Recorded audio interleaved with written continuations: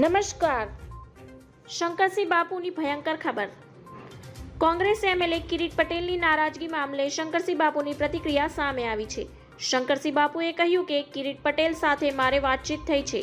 થોડા દિવસોમાં કોંગ્રેસના ધારાસભ્યોની બેઠક મળશે અને સંગઠનના પ્રશ્નોને લઈ અમે બેઠકમાં ચર્ચા કરીશું. શંકરસિંહ બાપુએ કહ્યું કે વિધાનસભામાં 156 બેઠક જીત્યા બાદ પણ ભાજપને અસંતોષ છે.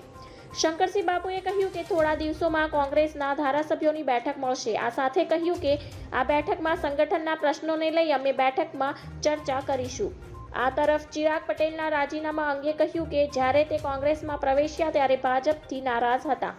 કિરીટ પટેલે કહ્યું કે ચૂંટણીમાં પક્ષ વિરોધી પ્રવૃત્તિ રૂપિયા લઈને કરવામાં આવી છે અને આવા પક્ષ વિરોધી પ્રવૃત્તિ કરનાર વિરુદ્ધ અમે પ્રદેશ કક્ષાએ અનેક રજૂઆત કરી છે, છતાં કોઈ પગલાં લેવામાં આવ્યા નથી. આ સાથે કિરીટ પટેલે ચીમકી ઉચ્ચારી છે કે જો ટૂંક સમયમાં અમારી માંગ પૂરી કરવામાં નહીં આવે તો ચોક્કસ રાજીનામું આપીશું.